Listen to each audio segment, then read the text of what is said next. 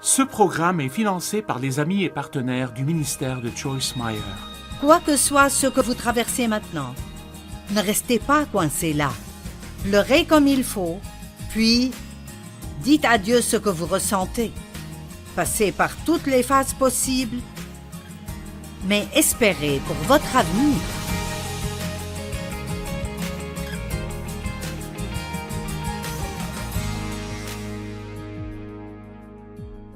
Merci d'être avec nous aujourd'hui sur notre programme. Je veux partager ce que j'ai sur le cœur avec vous.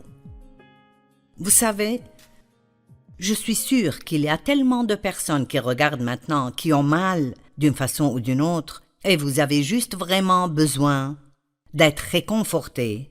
Et je sais ce que c'est que d'être blessé émotionnellement, mentalement. Vous vous inquiétez pour quelque chose, quelqu'un vous a rejeté, ou vous avez eu une grande perte dans votre vie, et le chagrin et la solitude sont les choses dont je veux parler aujourd'hui et demain.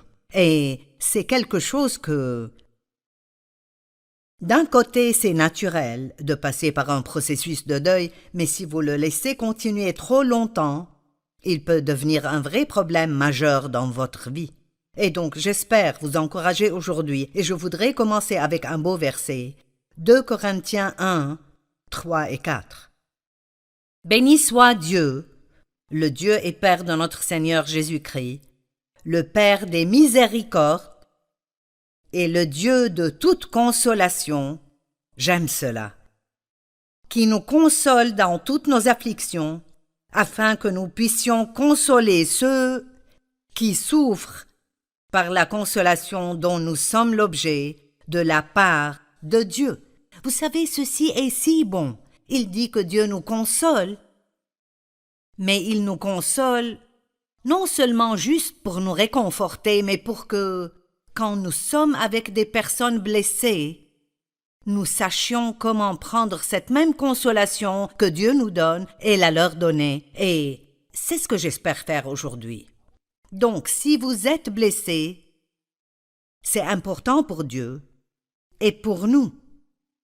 Je sais que vous vous sentez probablement seul dans votre douleur et je comprends ceci, mais je prie qu'aujourd'hui ceci vous réjouira et vous donnera de l'espérance pour votre avenir. 2 Corinthiens 4, 18. Parce que nous regardons non point aux choses visibles, mais à celles qui sont invisibles, car les choses visibles sont passagères et les invisibles sont éternels. Donc, Paul dit de ne pas juste regarder ce que nous voyons de nos propres yeux, mais de regarder avec le cœur de la foi tout ce que nous ne pouvons pas voir. Et vous savez, la vérité est en fait qu'il y a plus qui arrive dans le monde spirituel que nous ne pouvons pas voir que ce que nous pouvons voir. Je pensais ce matin à comment nous vivons ici sur Terre et nous faisons nos tout petits plans et nous essayons de tout régler pour l'avenir et ce qui arrivera ici et là-bas. Et Dieu a un plan si merveilleux pour nous tous et il veut que nous lui fassions confiance. Et même si vous passez par l'une des pires périodes dans votre vie maintenant et vous ne voyez pas comment il y aurait une façon d'être heureux de nouveau, je veux vous dire que Dieu a un bon plan pour vous. Et si vous croyez cela, tout ce que nous recevons de Dieu vient de croire en ses promesses. Nous recevons de Dieu quand nous croyons ses promesses. En fait, le mot recevoir veut dire croire, et le mot croire veut dire recevoir. Donc, qu'importe combien vous avez mal, Dieu veut que vous ayez l'espérance que les choses peuvent et vont changer, et que vous avez un bel avenir devant vous. Maintenant, vous n'avez pas besoin d'être seul pour vous sentir seul. Vous pouvez être dans une salle pleine de gens et vous sentir seul. Si vous êtes timide et anxieux, et peut-être que personne ne vient vers vous et vous parle, et le diable peut vous dire plusieurs mensonges, les gens ne vous aiment pas, vous êtes déplacé ici. Donc, vous pouvez être avec d'autres personnes et vous pouvez avoir un problème qu'ils ne connaissent pas, et que vous ne pouvez pas leur dire, donc vous êtes blessé, et ils sont autour de vous à rire et à se réjouir, et vous vous sentez seul. Vous n'avez pas besoin d'être seul pour vous sentir seul, et vous pouvez être seul sans vous sentir seul. Je veux le dire de nouveau. Vous n'avez pas besoin d'être seul pour vous sentir seul, et vous pouvez être seul sans vous sentir seul, parce que la vérité est que nous ne sommes jamais seuls, parce que Dieu dit qu'il ne nous laissera et ne nous abandonnera jamais. Maintenant, je comprends que nous voulons quelque chose que nous pouvons voir et toucher, mais si vous vous sentez seul parce que vous vivez seul, la chose à faire est de demander que Dieu vous dirige dans ce que vous faites. Parfois, quand nous sommes blessés, nous voulons ne rien faire, et nous voulons que quelqu'un vienne et qu'il fasse quelque chose pour nous. Mais je vous dis que n'importe combien vous vous sentez seul, il y a d'autres personnes autour de vous qui se sentent tout aussi seules, et ce que vous pouvez faire est de tendre la main vers quelqu'un d'autre et l'aider. Mais parlons de raisons pour le chagrin et la solitude. On m'a dit que le chagrin et la solitude sont deux des problèmes majeurs dans notre société aujourd'hui. Et je veux dire que le deuil après une grande perte est naturel et est nécessaire. Si vous ne vous laissez jamais faire cela, vous pouvez avoir beaucoup de douleurs coincées à l'intérieur de vous qui fait mal.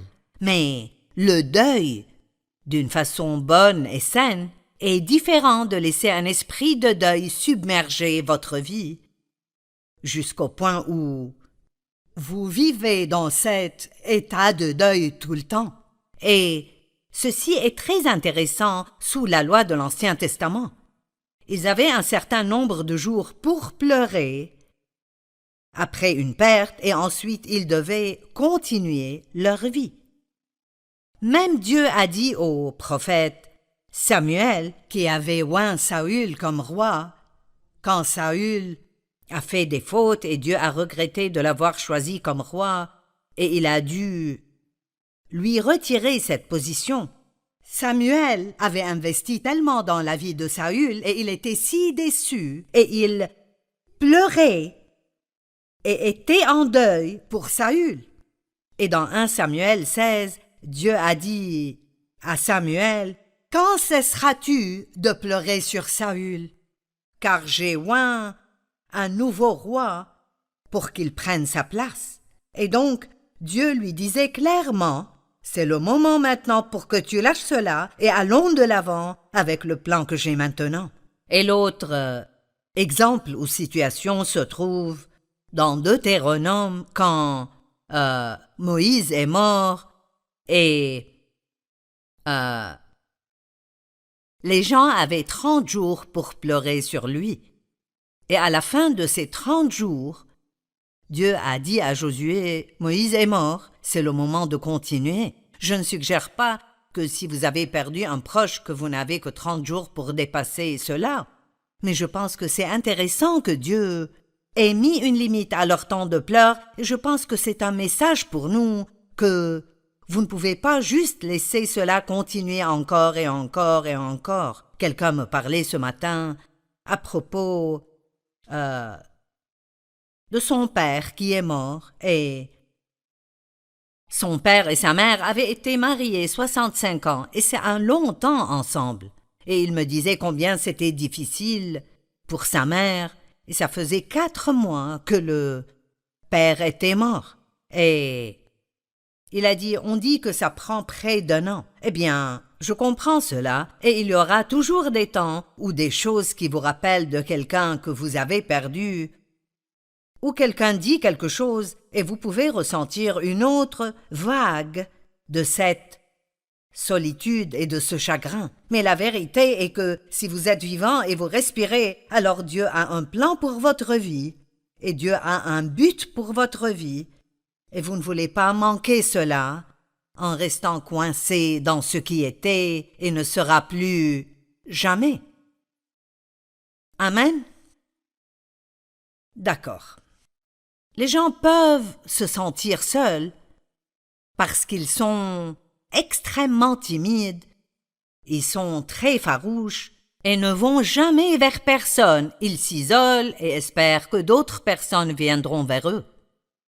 Des gens peuvent se sentir seuls ou ils peuvent pleurer parce qu'ils ont été rejetés dans leur vie. On a abusé d'eux. Ils ont eu une enfance douloureuse et dysfonctionnelle et c'est beaucoup d'entre vous. Et à cause de ce qui m'était arrivé, je n'ai jamais senti que j'avais ma place. J'avais ce grand secret caché à l'intérieur de moi que je ne pouvais raconter à personne et donc je sentais que personne ne me comprenait. Je me demande combien de personnes regardent maintenant et sentent que personne ne vous comprend vraiment. Eh bien, Dieu vous comprend.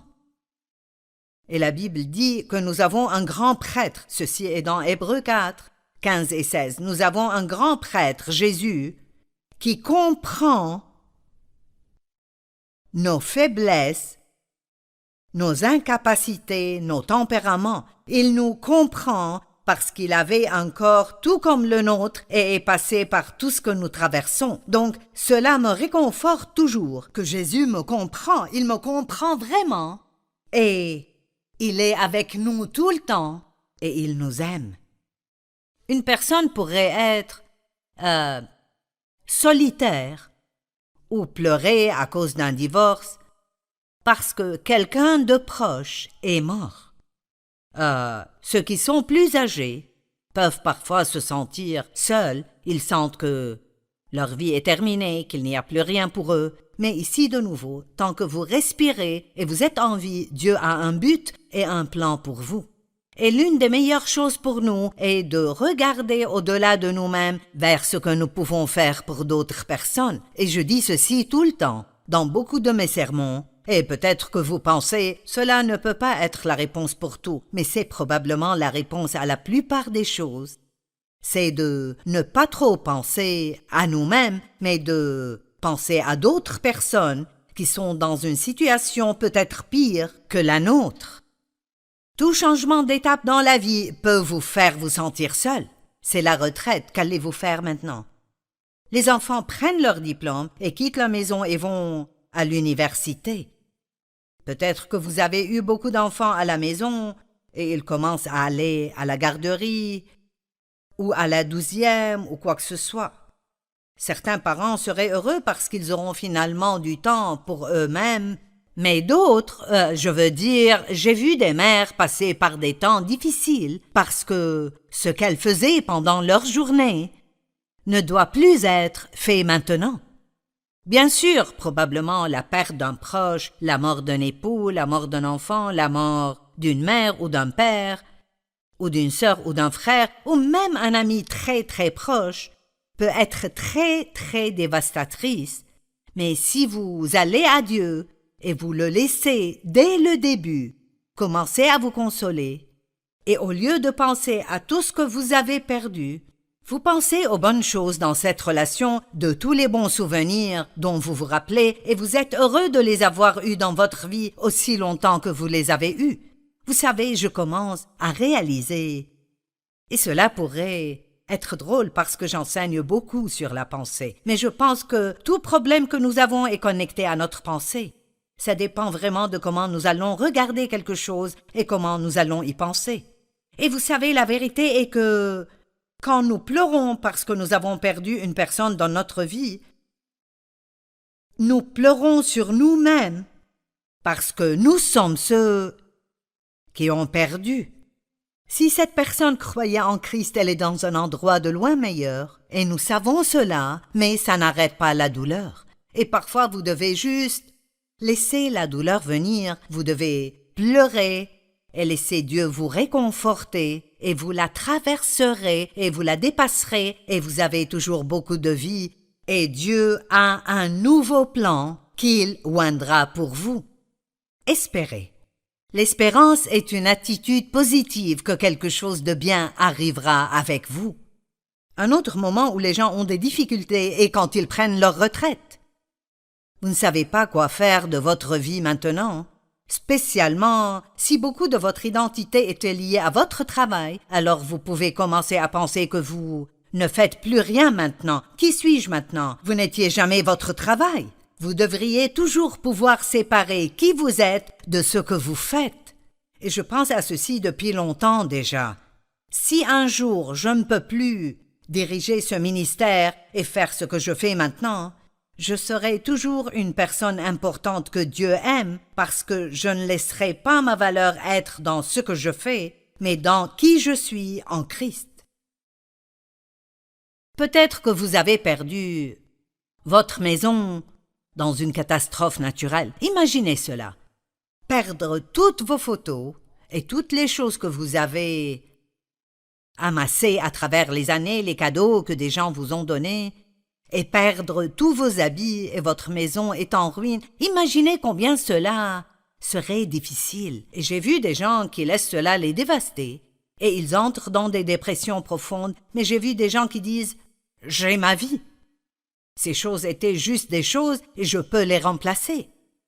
Beaucoup de cela a à voir avec la façon dont nous voyons les choses et l'attitude que nous décidons d'avoir. Les parents célibataires peuvent se sentir très seuls et je comprends cela. J'étais une mère célibataire pendant un temps, après que mon premier fils ne naisse, mais Dieu merci. Dieu a envoyé Dave Meyer dans ma vie.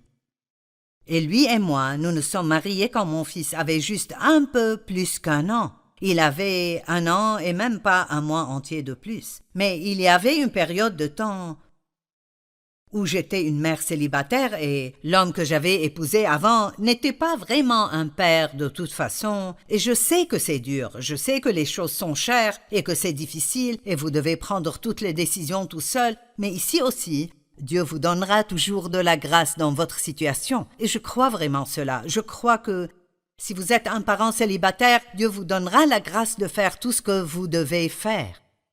Il vous donnera la grâce que quelqu'un d'autre n'aurait pas. Mais c'est important que vous gardiez une bonne attitude. C'est vraiment difficile d'avoir la grâce de Dieu et de se plaindre tout le temps de notre situation. Donc, commencez par aligner votre bouche avec la parole de Dieu et dites « Je crois que Dieu me fortifiera chaque jour et me donnera la capacité de faire ce que j'ai besoin de faire. » Et communiquez avec d'autres personnes qui sont dans la même situation que vous, pas juste pour vous plaindre à propos de combien c'est difficile, mais pour que vous puissiez partager des idées concernant des façons dont vous pouvez faire face aux défis que vous avez. Et alors aussi, je crois que la maladie et la douleur dans votre corps peuvent être un très grand défi et vous pouvez vous sentir vraiment très seul quand vous êtes dans une salle pleine de gens et votre dos vous fait mal et vous n'arrivez plus à le supporter et tout le reste du monde rit et passe du bon temps et vous pensez « Est-ce que quelqu'un sait ce que je ressens ?» Eh bien oui, Jésus sait. Il sait ce que vous ressentez. Il vous comprend. Il sait ce que vous ressentez et il a un bon plan pour votre vie. Le mot solitude, la définition centrale de ce mot est d'être abandonné. Je sais ce que c'est que d'être abandonné. Vous me regardez maintenant et j'ai une belle vie. Je suis à la télé à partager l'Évangile avec des gens partout dans le monde.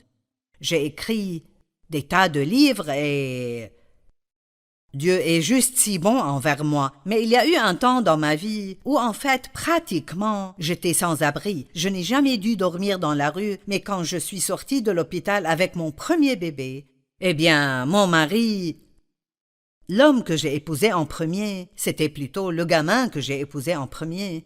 J'avais 18 ans et il avait 19 ans et aucun de nous deux ne pensait clairement. Et quand j'étais enceinte, il m'a abandonnée et est allé avec une autre femme et vivait juste à côté de là où nous vivions et donc quand je suis sortie de l'hôpital avec le bébé, je ne savais où aller. Il est venu et m'a prise mais il a fini par appeler une proche, une femme qui avait épousé l'un de ses frères. Ils étaient divorcés, mais elle était une chrétienne et il sentait que peut-être elle nous aiderait parce qu'elle était une bonne femme. Et elle l'a fait. Elle nous a laissé vivre chez elle. Mais j'ai été abandonnée. Quand je l'ai épousé, nous sommes allés en Californie et Albuquerque, Nouvelle-Mexique d'abord, et une nuit, il n'est juste pas rentré. Et il m'a abandonnée là, et il a fait la même chose de nouveau en Californie. Donc je connais la solitude et la douleur d'être abandonné. Mais vous savez quoi? Regardez-moi maintenant. Et c'est cela que je veux que vous compreniez aujourd'hui. Quoi que soit ce que vous traversez maintenant, ne restez pas coincé là. Pleurez comme il faut, puis dites à Dieu ce que vous ressentez. Passez par toutes les phases possibles, mais espérez pour votre avenir. La Bible dit que alors que tout portait au contraire, Abraham a eu confiance, plein d'espérance qu'il verrait les promesses de Dieu s'accomplir dans sa vie. Vous savez, il y a tellement de merveilleux exemples bibliques. Jésus a été abandonné sur la croix. Et il a dit, « Mon Dieu, pourquoi m'as-tu abandonné ?» Imaginez cela. Imaginez cela. Dans le jardin de Gethsémane, il a demandé à ses disciples, « Ne pouvez-vous pas prier avec moi 1 heure ?» Imaginez ce à quoi il faisait face, sachant ce à quoi il ferait face, ce qu'il traversait, et ses 12 meilleurs amis dans lesquels il a investi de sa vie. Il ne pouvait même pas rester réveillé 1 heure pour prier avec lui et l'encourager. Ce n'est pas étonnant que la Bible dise que Jésus nous comprend, parce qu'il a été tenté de toutes les manières, tout comme nous le sommes, et pourtant il n'a jamais péché. Paul a été abandonné. Écoutez ceci. 2 Timothée 4, 14 à 17. Alexandre l'orfèvre a fait preuve de beaucoup de méchanceté à mon égard. Le Seigneur lui donnera ce que lui auront valu ses actes. Garde-toi de lui, car il s'est opposé avec acharnement à notre prédication. La première fois que j'ai eu à présenter ma défense au tribunal, personne n'est venu. Personne n'est venu pour m'assister. Tout le monde m'a abandonné. Que Dieu ne les punisse pas. J'aime cela. Il dit, regardez, personne ne m'a aidé, tout le monde m'a abandonné. Toutes ces personnes dans lesquelles Paul a investi de sa vie, quand il avait besoin d'eux, ils n'étaient pas là pour lui, mais sa première réaction était que Dieu ne les punisse pas. Écoutez, si vous pouvez prier des bénédictions sur les personnes qui vous ont blessé, vous êtes en chemin vers une grande percée. Mais écoutez, c'est le Seigneur qui m'a assisté. J'aime ceci. Vous ne sentez peut-être pas la présence de Dieu. Vous ne pouvez pas le voir de vos yeux physiques, mais Dieu est avec vous. Je veux que vous compreniez cela. Dieu est avec vous et il a un plan pour vous. Et toute chose doit arriver à sa fin, mais les fins engendrent toujours de nouveaux commencements. Pouvez-vous garder cela dans votre cœur? Les fins font toujours de la place pour de nouveaux commencements. Il n'y a rien que je puisse vous dire aujourd'hui qui soulagera la douleur que vous ressentez. Mais si vous allez de l'avant et ressentez la douleur d'une façon saine et vous laissez Dieu vous aider, vous pouvez sortir de cela comme quelqu'un qui est prêt à servir d'autres personnes. Vous savez quoi? Rien ne rend le diable plus en colère que quand vous... Ce programme est financé par les amis et partenaires du ministère de Joyce Meyer. Parfois, vous devez parler à vos sentiments et leur dire « Vous n'allez pas me contrôler, vous ne me direz pas quoi faire. Je ne vis pas d'après ce que je ressens, je ne vis pas d'après ce que je vois. Je suis une personne de la foi et je marche d'après la parole de Dieu. » Donc, si la Bible dit « Dieu vous aime », donc sûrement Dieu vous aime.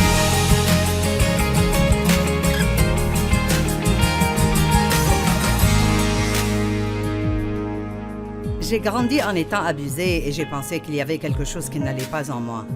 Quel est mon problème? Quel est mon problème? Quel est mon problème? Je pensais que c'était ma faute. Je me demande s'il y a quelqu'un ici aujourd'hui dont on a abusé dans son enfance et vous avez toujours pensé « Quel est mon problème? Quel est mon problème? » Quelqu'un? Oui. Eh bien, il n'y avait aucun problème en vous, mais en la personne qui vous a fait ça.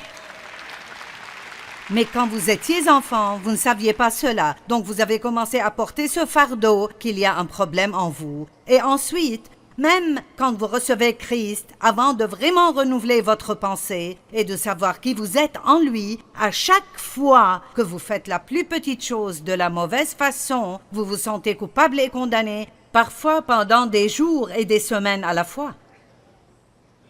Je me sentais coupable quand je ne me sentais pas coupable.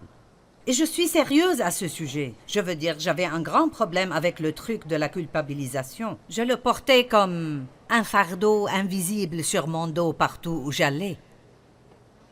Et j'essayais d'enseigner la parole et de suivre l'appel de Dieu sur ma vie, mais j'avais un vrai problème avec ça. Combien d'entre vous ont des problèmes avec la culpabilisation? Allez, je veux voir. Jusqu'à maintenant? Et vous êtes un croyant depuis longtemps. Mais la Bible dit, si quelqu'un est en Christ, il est une nouvelle créature. Les choses anciennes sont passées, voici toutes choses sont devenues nouvelles. C'est 2 Corinthiens 5, 17. 2 Corinthiens 5, 21 dit « Celui qui n'a point connu le péché, il l'a fait devenir péché pour nous, afin que nous devenions justice de Dieu en Christ. » Donc quand il siège, et je siège en lui, même quand je fais des fautes, Dieu me voit toujours, d'après la Bible amplifiée, comme étant juste devant lui. Bien que je fasse des fautes parce que mon cœur est droit et je veux faire ce qui est bon et je suis désolé d'avoir fait ces fautes, Dieu me voit toujours comme étant juste devant lui. Nous sommes justifiés en Christ, c'est-à-dire nous sommes changés. C'est comme si nous n'avions jamais péché. Allez, j'en ai assez que vous soyez en colère contre vous-même. Donnez-vous une pause. Jésus a fait le sacrifice final. Il n'y a plus de sacrifice nécessaire. Plus maintenant. Votre culpabilisation n'est pas la façon de payer pour vos péchés. Allez, si seulement une personne est libérée aujourd'hui, je peux rentrer chez moi heureuse. Mais j'espère que ce sera plus qu'une.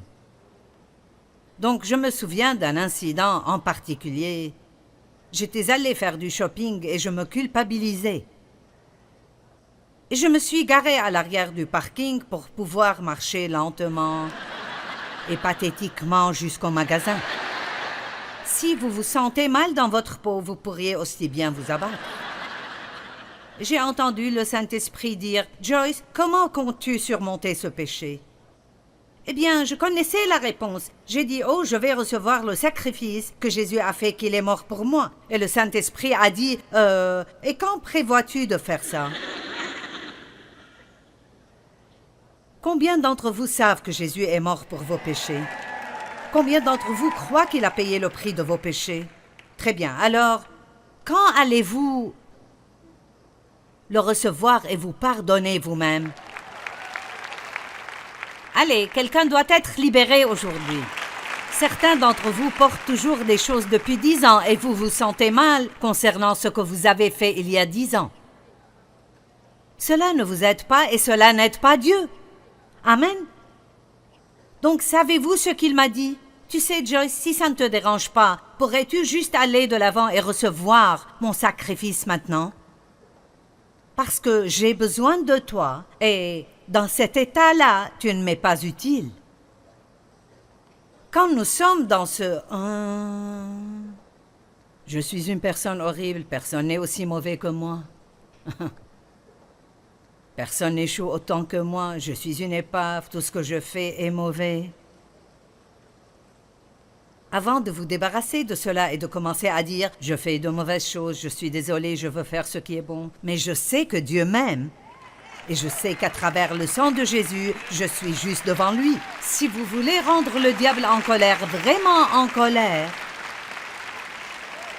vous devez commencer à savoir qui vous êtes en Christ. Maintenant, je ne suggère pas que nous ne devrions pas être désolés pour nos péchés. Mais être désolé pour notre péché et nous repentir et recevoir ce pardon, c'est une chose, mais vivre toute une vie de chagrin parce que vous ne pouvez pas tout faire parfaitement, celui qui a commencé en vous cette bonne œuvre la rendra parfaite pour le jour de Jésus-Christ.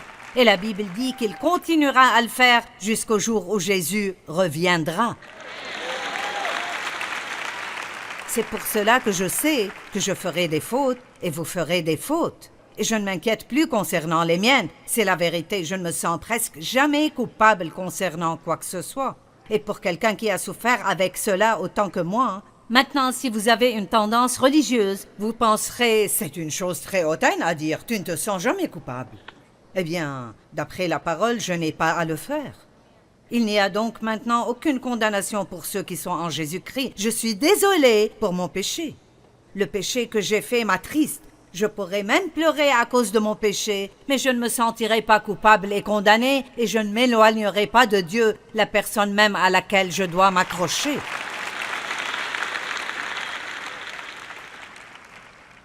Vous savez pourquoi? Je n'aime pas devoir vous le dire, mais Dieu n'est pas surpris par votre comportement.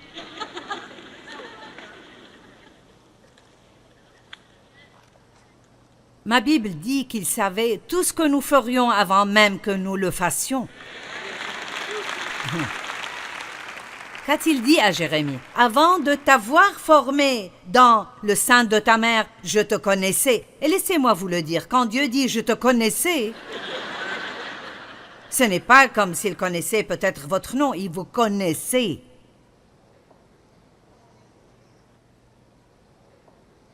J'ai fait de vous mes outils choisis.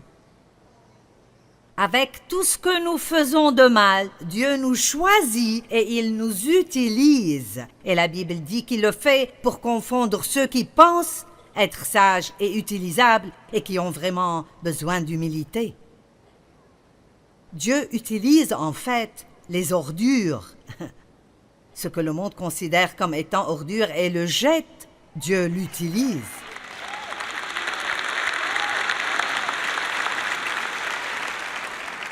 Vous ne comprenez simplement pas combien c'est ridicule que je fasse ce que je fais.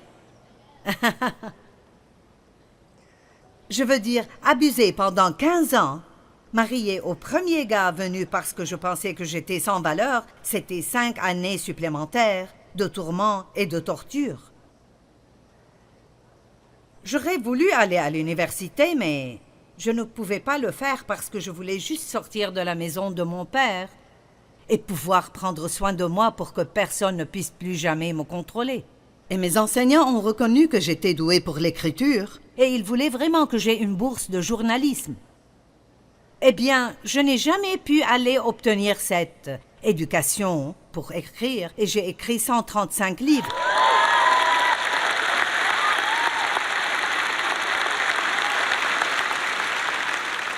Devinez quoi? J'ai presque échoué l'anglais. C'est vrai, je suis sérieuse. Je l'ai presque échoué parce que je me moquais de si c'était un nom ou un pronom ou un verbe. Je voulais juste parler. Maintenant, je parle à des gens partout dans le monde. Je n'ai jamais appris de langue étrangère, mais je parle en 132 langues. Et je veux dire parce que mes messages sont traduits. Ils sont traduits en 100... Vous voyez? Vous vous disiez, tu les connais? Allez, mes messages sont traduits. Ce que nous faisons ici aujourd'hui sera vu partout dans le monde en 132 langues. Et donc, j'essaie de vous faire comprendre que toute chose que le diable a essayé de m'enlever, Dieu me l'a donnée multipliée plusieurs fois et croyez-moi, il fera la même chose pour vous.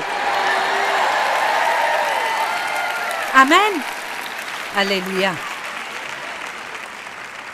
Mais je veux que vous compreniez que je n'allais nulle part rapidement avant de dépasser cette condamnation.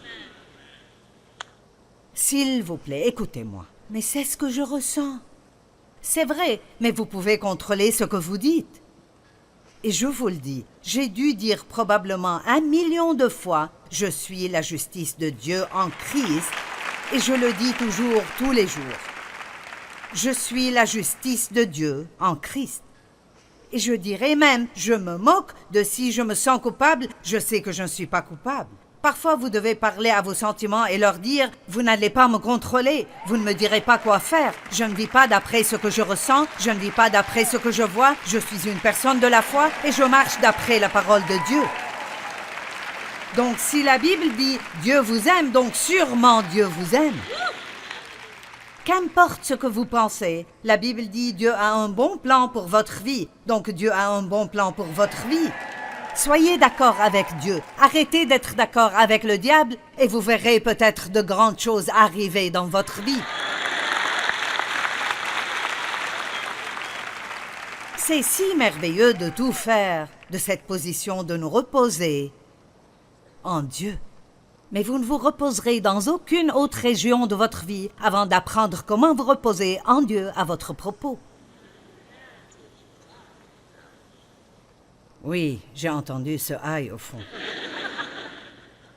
Combien de personnes ici ne s'aiment pas eux-mêmes? Je n'aimais pas ma personnalité et je pensais que j'étais trop insolente et effrontée. Je n'aimais pas ma voix.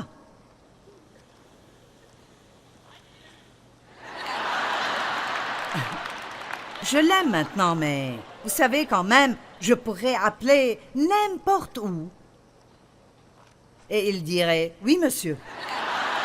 Je me moque d'où j'appelle. Ils diront « Oui, monsieur ».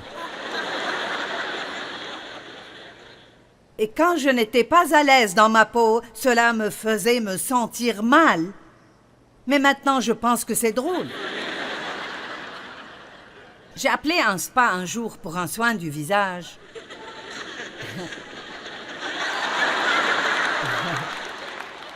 Et la dame a dit « Avez-vous des pilosités faciales ?» Et j'ai pensé... Je n'ai pas vraiment compris et j'ai pensé, eh bien... J'ai pensé à ce petit duvet que l'on a, vous savez. Et donc j'ai dit... Eh oui, oui, un peu.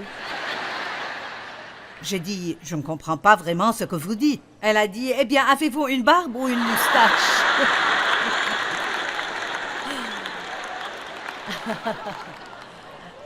Et vous voyez, n'est-ce pas merveilleux quand vous pouvez rire à propos de trucs pareils, au lieu de vous sentir mal et condamné? Et je pense que c'est un peu drôle que Dieu m'ait donné la voix que j'ai, parce que beaucoup d'hommes n'écouteraient pas une femme à la voix aiguë.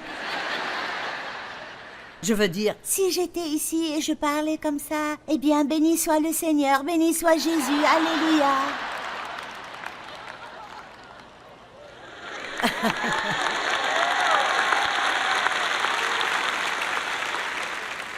Vous voyez, j'ai une voix puissante. Et j'ai quelques histoires. Nous avons parqué une nuit dans le parking d'une église où j'allais parler à Chicago. Et ce motocycliste est venu près de nous sur sa grande Harley et il avait une queue de cheval et une barbe et il avait ses vêtements en cuir. Et il m'a reconnu et il a dit « Hey !» Il a dit, c'est drôle, je t'ai écouté pendant 6 mois avant de savoir que tu étais une femme.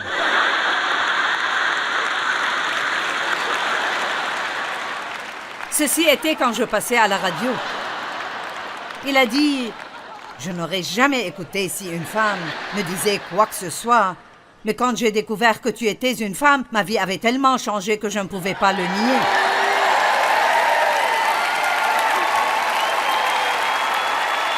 Laissez-moi vous dire quelque chose. Certaines des choses que vous haïssez en vous-même le plus sont les choses que Dieu veut utiliser si vous le laissez le faire.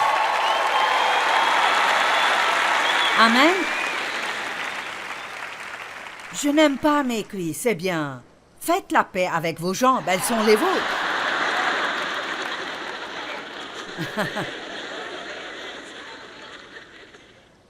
J'ai décidé que je ne me battrai plus intérieurement. Je laisserai Dieu changer quoi que ce soit en moi qu'il veut changer. Dieu sait cela. Il connaît votre cœur. Il connaît mon cœur. Il sait que je l'aime. Je serai très heureuse de tout faire parfaitement et de marcher tout comme Jésus l'a fait et de ne jamais faire de faute du tout. Mais je sais que ça n'arrivera pas parce que si j'étais aussi bonne, je serais si vaniteuse que Dieu ne pourrait pas m'utiliser.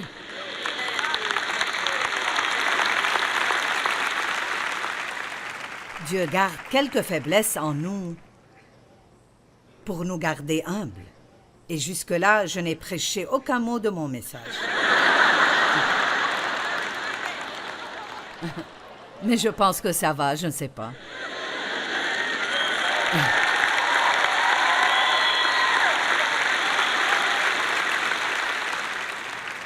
Je veux que vous mettiez une fin à la guerre que vous avez avec vous-même. Et le diable essaiera de revenir. Oh, il essaiera. Mais en Christ, en Christ, en Christ, en Christ, Nous sommes tout et rien, tout en Christ, rien en nous-mêmes. Tant que vous vous rappelez cela, Dieu peut faire des choses grandes et puissantes à travers vous. Allez, je pense que nous allons partager plus de la parole dans 1 minute, mais si vous avez besoin d'entrer dans le repos de Dieu concernant vous-même, levez-vous, je vais prier pour vous.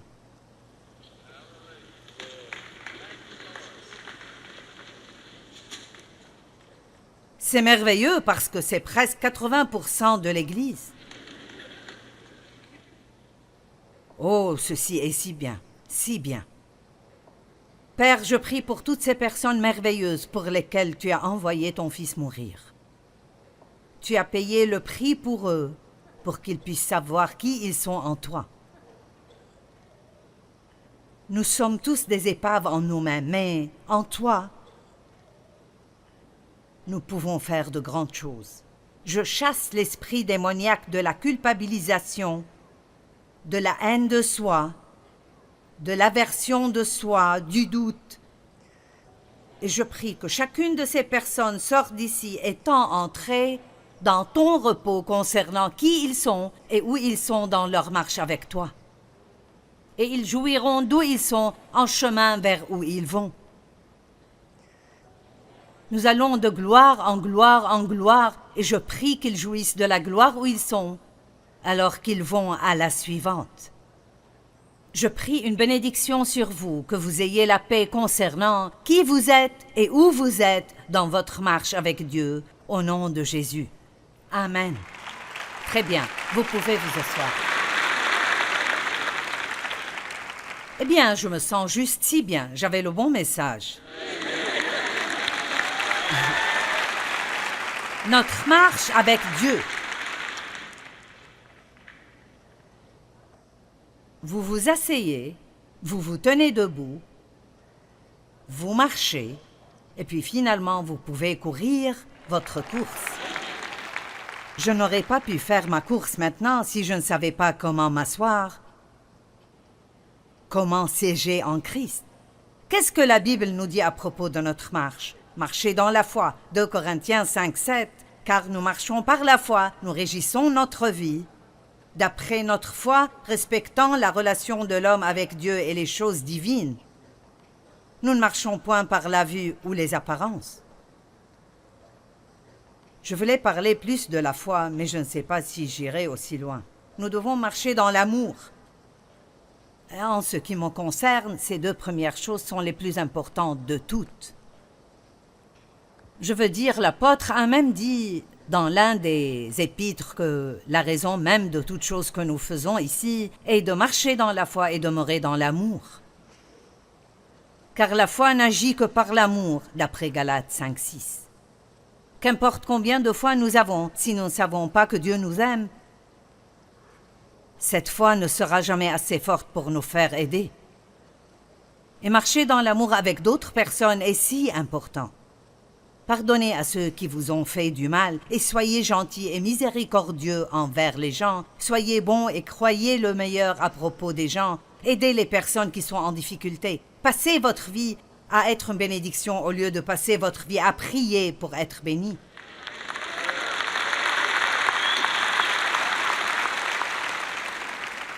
Marchez comme Christ marchait. Marchez pour plaire à Dieu, dit 1 Thessaloniciens 4, 1. Colossiens 3, 6 et 7 disent « Ne vous comportez pas comme les païens ». Nous allons nous arrêter là juste une seconde et dire « Nous sommes dans le monde, mais nous n'en faisons pas partie ». C'est le moment pour nous d'avancer. Allez, c'est le moment pour nous de choisir d'être excellents et d'arrêter de nous comporter comme le reste du monde. La Bible dit « Sortez donc du milieu d'eux et séparez-vous ». Maintenant, cela ne veut pas dire que nous sommes meilleurs que tous les autres ou que nous n'aurons rien à voir avec un non-croyant. Nous devrions pas être proches et amis intimes de non-croyants, mais nous devons être leurs amis et nous devrions leur montrer l'amour parce que sinon, nous ne leur montrons pas Christ. Mais nous ne pouvons pas devenir comme eux. Je dis toujours, passez du temps avec les non-croyants tant que vous les affectez et ils ne vous infectent pas. Amen.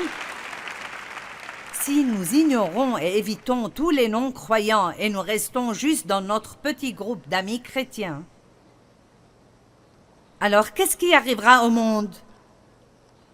Si vous travaillez dans un endroit et il y a 2 autres chrétiens et vous 3 passez du temps ensemble tout le temps, tout ce qu'ils vont penser est « Ah oui, tu penses être meilleur que nous ». Nous ne voulons pas montrer cette image-là dans le monde. Et donc, nous devons savoir comment être dans le monde sans en faire partie. Laissez-moi juste agir comme votre mère pendant quelques minutes. Vous ne pouvez pas vous habiller.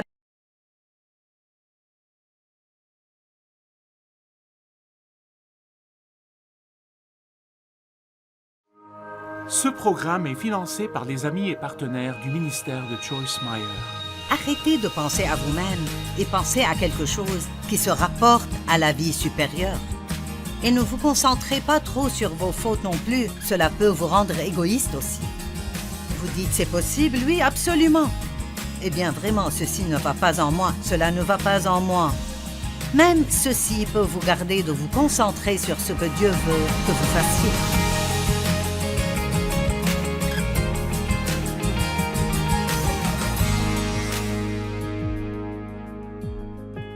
Merci de vous être joints à nous sur Vivre pleinement votre vie de tous les jours. Et nous voulons que vous viviez pleinement chaque jour de votre vie. Et Dieu veut que vous viviez pleinement chaque jour. Et je suis sûre que certains pensent, avec les problèmes que j'ai, c'est impossible. Mais je vous dirai une façon aujourd'hui qui pourrait vous aider à vivre pleinement votre vie. Je veux vous parler aujourd'hui de vivre généreusement. J'appelle cela vivre au-delà de vous-même. La plupart d'entre nous pensent que si nous obtenons ce que nous voulons, si nous obtenons juste les choses que nous voulons, alors nous serons heureux. Mais la vérité est que les choses ne peuvent pas vous rendre heureux. Vous aurez peut-être un plaisir momentané, mais cette nouvelle chose devient une chose ancienne et ensuite vous devez avoir une autre chose pour vous rendre heureux. Mais j'ai trouvé dans la parole de Dieu et d'après ma propre expérience. Et l'expérience est importante parce que la Bible dit que nous apprenons par la parole de Dieu et les expériences de la vie. Et quand je lis quelque chose dans la Bible qui est une promesse, mais ensuite j'en fais l'expérience, ça rend cela doublement plus efficace. Et donc, la Bible nous enseigne que l'une des façons dont nous pouvons vraiment être heureux, et j'ai découvert cela de la parole et de mon expérience, c'est d'arrêter de penser à vous-même et de faire autant que vous le pouvez pour d'autres personnes. Dans Galates 6, il dit « Pratiquons le bien envers tous, et surtout envers les frères en la foi ». Ça veut dire que votre pensée doit être remplie de façon dont vous pouvez être une bénédiction pour d'autres personnes. Mais pour faire cela, nous devons demander à Dieu de nous aider à écarter l'obstacle du moi. Donc, voyons ce que la Bible dit à ce sujet. La parole de Dieu nous dit qu'il y a une vie supérieure et une vie inférieure. Et la vie inférieure serait la vie vécue d'après les standards du monde. La vie supérieure serait la vie vécue d'après les standards de Dieu. Si vous pensez à cela, le monde dirait « Obtenez tout ce que vous voulez pour vous-même, vous le méritez, rendez-vous heureux et la vie sera bonne. » Mais en fait, c'est la vie inférieure. Dieu dit « Ne pensez pas à vous-même, demandez-moi ce que vous voulez, jetez vos fardeaux sur moi et faites-moi confiance pour faire ce que je sais est le meilleur pour vous et utilisez votre temps, votre argent, vos ressources et vos efforts pour être une bénédiction pour d'autres personnes et c'est la vie supérieure et vous aurez une joie que vous ne connaîtrez jamais si vous vivez la vie inférieure. » Marc 8, 34 et 35 dit « Puis, ayant appelé la foule avec ses disciples, il leur dit « Si quelqu'un veut venir après moi, Vous n'allez pas aimer cette partie. Mais n'éteignez pas votre télé, je veux que vous écoutiez. Si quelqu'un veut venir après moi, qu'il renonce à lui-même, aïe, s'oublie, s'ignore, se déshérite et se perde de vue, lui et tous ses intérêts, cela ne semble pas être amusant. Vous ne pourriez pas faire applaudir beaucoup de personnes avec ce verset. Qu'il se charge de sa croix et qu'il me suive. Donc la croix que nous devons porter n'est pas la pauvreté, ni la maladie, ni les plaies, ni les désastres, ni la misère. Nous entendons des gens dire « c'est juste la croix que je dois porter dans la vie ». Ce n'est pas ce qu'est la croix que Jésus veut que nous portions est de vivre généreusement. Et oui, faites des choses pour vous-même, occupez-vous de vous-même, mais ne perdez pas l'équilibre quand il s'agit de ce qui est en premier dans votre vie. Faites d'autres personnes une priorité et vivez pour les aider. Maintenant, je ne dis pas de plaire aux gens. Ce n'est pas ce dont je parle. Mais quand vous aidez d'autres personnes à cause de votre amour pour Dieu, vous plaisez alors à Dieu. Et si nous tous nous faisions cela, le monde serait impressionné par ce que c'est que d'être chrétien. Et vous ne pourriez plus trouver de place à l'Église pour quiconque de plus. Le problème est que nous prêchons aux gens et ensuite ils nous voient faire l'opposé. Mais une chose que vous ne pouvez pas ignorer est le véritable amour. Vous savez, nous faisons beaucoup de travail missionnaire et je crois vraiment que beaucoup de personnes ont tellement de douleur qu'ils ne peuvent pas entendre ce que vous leur prêchez. Mais si vous leur montrez l'amour de Dieu, alors ils écouteront ce que vous avez à dire.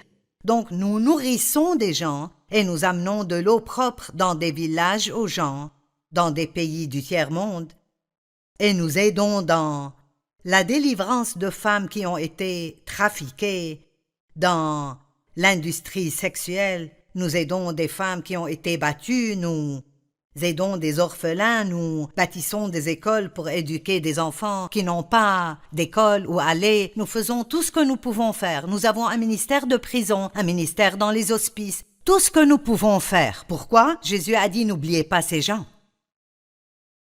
Et il a dit « quand j'étais affamé, vous m'avez nourri » et ils ont demandé « quand avons-nous fait ça ?» Et il a dit « si vous avez fait cela pour le petit de ceux-ci, mes frères, vous l'avez fait pour moi. » Dieu n'est pas juste dans nos vies. Il n'a pas juste envoyé Jésus pour que nous puissions avoir tout ce que nous voulons, mais pour que nous puissions être une bénédiction pour d'autres personnes.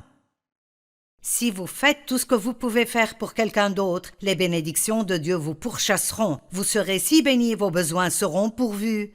Mais vous ne devrez pas passer votre temps à essayer de le faire pour vous-même. Occupez-vous des affaires de Dieu et il prendra toujours soin des autres. Car celui qui voudra sauver sa vie supérieure, éternelle, devra perdre la vie inférieure. Mais celui qui perdra sa vie, qu'il vit seulement sur cette terre à cause de moi et de la bonne nouvelle, sauvera sa vie spirituelle supérieure. Vous ne pouvez pas avoir les deux vies. Si vous voulez la vie supérieure, vous devez abandonner la vie inférieure, sinon vous n'aurez pas la vie supérieure. Paul a dit « Je suis déterminé de parvenir à le connaître et de connaître la puissance de sa résurrection. » Paul voulait vivre cette vie supérieure et il a dit « Pour pouvoir faire ceci, je devrais être déterminé. » Maintenant, écoutez, nous avons beaucoup de problèmes dans le monde, toutes sortes de problèmes dans le monde. Je veux dire, de gros problèmes. Partout où vous regardez, les gens parlent des problèmes. Les nouvelles sont pleines de tous les problèmes. Parfois, c'est si décourageant, vous devez détourner votre regard et trouver quelque chose à regarder exprès qui est bien. Mais dans 2 Timothée 3, 1 à 5, c'est un peu long, mais vous pouvez supporter 5 versets. Il dit « Sache que dans les derniers jours, il y aura des temps difficiles. » car les hommes seront égoïstes. C'est pour cela que j'enseigne ce message aujourd'hui, parce que nous ne voulons pas être égoïstes. Nous devons nous aimer nous-mêmes d'une façon équilibrée, parce que Dieu nous aime. Parce que si vous ne vous aimez pas, alors vous ne pourrez certainement aimer personne d'autre. Mais je ne parle pas d'être amoureux de soi-même d'une façon égoïste. Je parle d'aimer ce que Dieu vous a créé pour que vous le soyez. Les hommes seront égoïstes, amis de l'argent, fanfarons, hautains, blasphémateurs, rebelles à leurs parents, ingrats, impies, insensibles, déloyaux, calomniateurs, intempérants, cruels, ennemis des gens de bien, traîtres, emportés, enflés d'orgueil, aimant le plaisir plus que Dieu. J'ai presque fini. Ayant l'apparence de la piété, mais reniant ce qui en fait la force. Puis il dit, éloigne-toi de ces hommes-là. Puis-je vous dire qu'avec qui vous passez du temps est très important, spécialement les personnes avec qui vous passez beaucoup de temps. Nous ne voulons pas ignorer les pécheurs, agir comme si nous étions meilleurs qu'eux. En fait, Jésus passait du temps avec des pécheurs tout le temps. Mais je dis, passez du temps avec des personnes comme ça tant que vous les affectez et elles ne vous infectent pas. Vous devez faire très attention avec qui vous passez beaucoup de temps parce que vous devenez comme ceux que vous fréquentez régulièrement. Si vous m'écoutez tous les jours à la télé, vous commencerez vite à dire des choses comme je l'ai dit. C'est la même chose pour moi. Si j'écoute quelqu'un tout le temps, je prendrai certaines de ses habitudes. Donc vous devez choisir qui vous fréquentez très attentivement. Faites attention quand vous êtes attiré par ce genre de situation et résistez-y. Éloignez-vous-en. Je vais vous parler d'un jeune homme qui avait une bonne vie, mais qui ne réalisait pas cela. Et il voulait que son père lui donne son héritage, bien qu'il fût toujours un jeune homme. Et la chose que vous ne comprenez pas à propos de la culture où il vivait est que c'était si insultant de dire à votre père « Donne-moi mon héritage » parce qu'essentiellement il disait « J'aimerais que tu sois mort pour avoir l'argent ». C'est intéressant pour moi que le père lui a donné ce qu'il voulait. Et vous savez, parfois, Dieu nous donne ce que nous voulons pour nous prouver que ce n'est pas vraiment ce que nous voulons. Après tout, savez-vous que certaines des choses que vous pensez peut-être vouloir pourraient être les pires des choses pour vous? Donc vous devez faire attention à combien vous essayez dur d'obtenir ce que vous voulez et vous assurer que vous laissez Dieu vous donner ce qu'il veut que vous ayez. Mais voici l'histoire. Le fils plus jeune dit à son père, il y a 2 frères dans cette histoire. « Mon père, donne-moi ma part d'héritage. » Maintenant, j'ai encerclé les mots « donne-moi » parce que ces 2 mots sont ce qui a presque ruiné sa vie. Et savez-vous ce dont le monde est rempli aujourd'hui? Des gens qui disent « donne-moi, donne-moi, donne-moi ». Ils ne cherchent pas à donner ou à être une bénédiction, ils cherchent ce que tout le reste du monde peut faire pour eux. Et le père fit le partage de ses biens entre ses fils. Quelques jours plus tard, le cadet vendit tout ce qu'il avait reçu et s'en alla dans un pays lointain. Là, il gaspilla et perdit toute la fortune que son père lui avait donnée. Vous voyez, il n'était pas assez grand ou assez mature pour savoir comment s'occuper de ce genre de bénédiction comme il faut.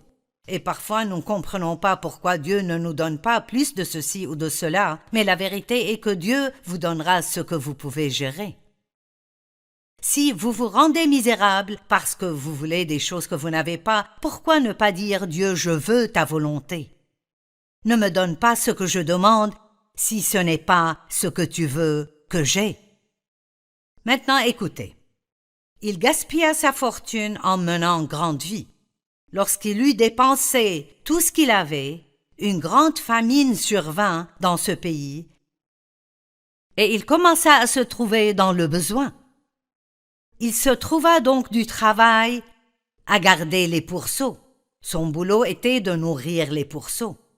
Mais avant longtemps, tout ce qu'il pouvait manger était la même chose que les pourceaux mangeaient. Voici ce jeune homme qui vivait à la maison avec un père riche qui l'aimait et avait une belle vie, mais il n'était pas satisfait. Peut-être que vous regardez aujourd'hui et vous vous êtes permis d'être insatisfait, mais si vous y pensez vraiment et vous regardez autour de vous, vous avez une belle vie.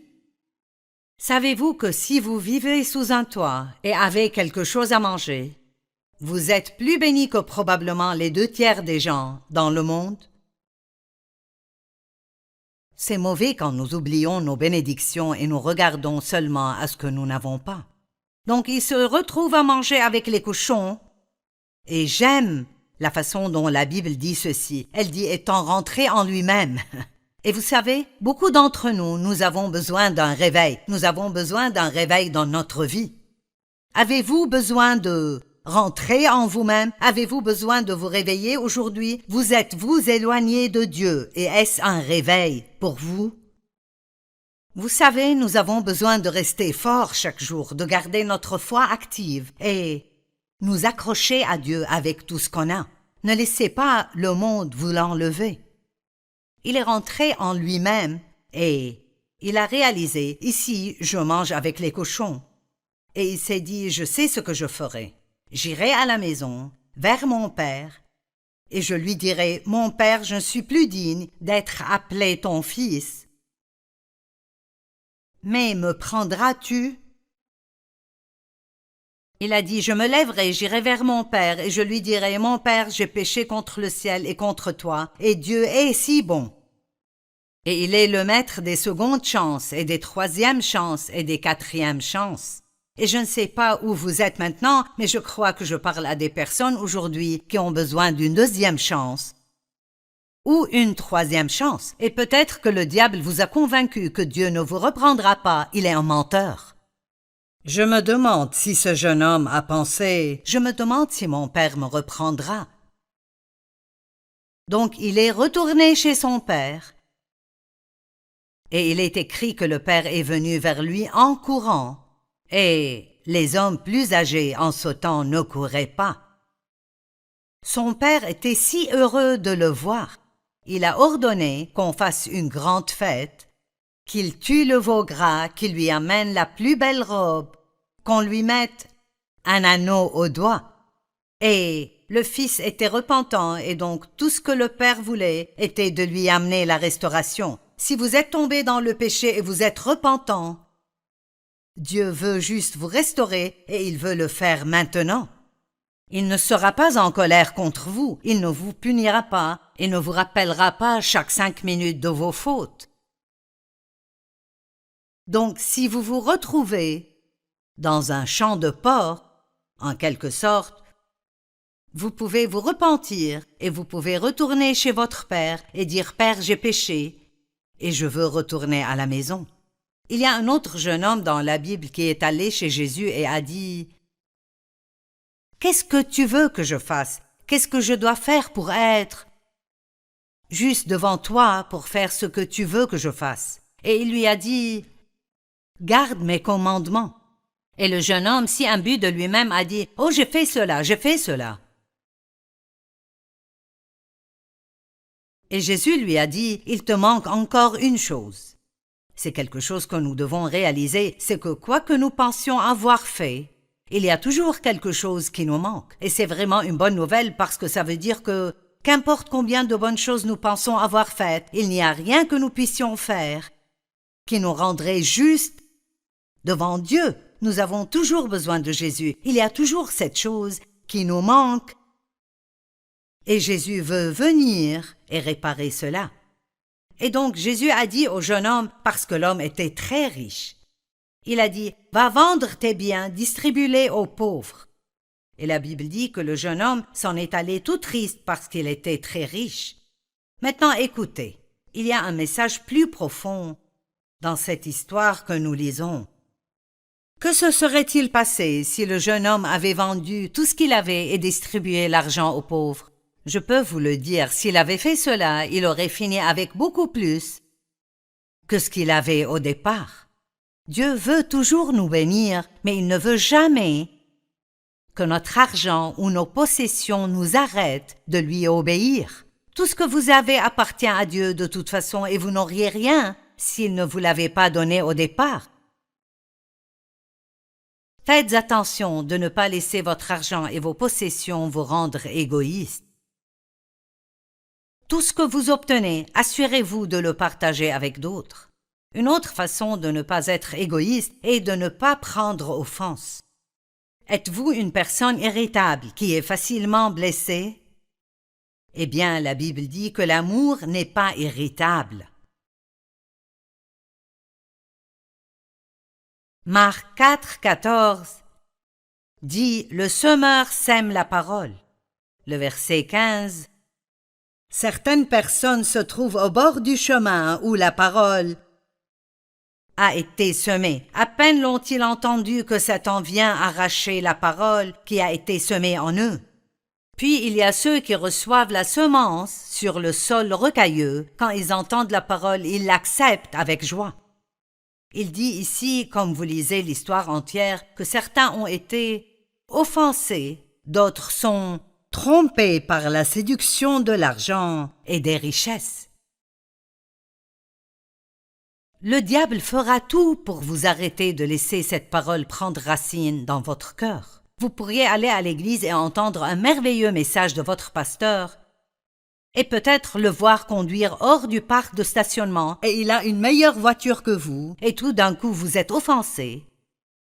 Et vous le jugez et vous dites « Eh bien, il ne devrait pas conduire une voiture comme ça. » Vous n'êtes jamais jaloux de personne si vous avez ce qu'ils ont. Vous êtes jaloux de personnes qui ont plus que ce que vous avez. Et voici la morale de cette histoire. Vous auriez pu avoir aimé son message et ça aurait pu être une parole merveilleuse, mais si vous êtes offensé avant de rentrer chez vous, l'ennemi peut vous voler cela. Ne permettez pas à l'offense de ruiner votre relation avec Dieu. Matthieu 24 parle des signes de la fin des temps. Et dans le verset 10, il dit « Beaucoup seront offensés ». Il y a beaucoup de personnes en colère aujourd'hui. Il ne faut vraiment pas beaucoup pour mettre les gens en colère. Et l'une des raisons est que les gens sont si égoïstes et centrés sur soi que si vous ne leur donnez pas ce qu'ils veulent, ils se mettront en colère. Mais l'amour n'est pas aisément offensé. Une autre chose pour laquelle nous devons faire très attention est de ne pas penser à nous-mêmes excessivement. Essayez juste de vous enlever de votre pensée et de demander à Dieu qui vous pouvez aider. Romains 12, 1-3 dit « Je vous exhorte donc, frères et sœurs, par les compassions de Dieu, à offrir vos corps comme un sacrifice vivant, saint, agréable à Dieu, ce qui sera un culte raisonnable. Ne vous conformez pas au siècle présent, mais soyez transformés par le renouvellement de l'intelligence.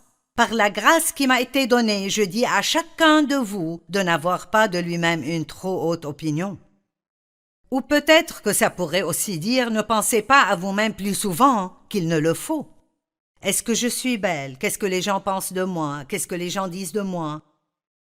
Suis-je assez important?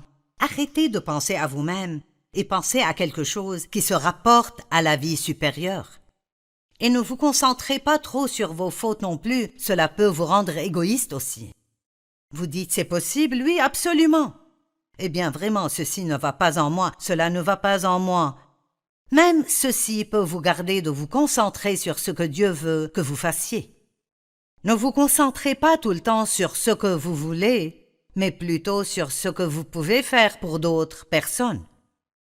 Je fais cela dans mon temps de prière chaque matin. Dieu, que puis-je faire pour toi aujourd'hui? Je ne sais pas combien d'entre vous ont des enfants qui ont grandi. Et vous savez, quand vous avez des enfants qui ont près de 40 ou 50 ans, ou je ne sais pas l'âge de vos enfants, vous êtes fatigué de tout faire pour eux et vous voulez qu'ils fassent quelque chose pour vous. J'aime quand un de mes enfants dit « Fais-moi savoir si tu as besoin de quoi que ce soit » ou « Y a-t-il quelque chose que je pourrais faire pour toi ?»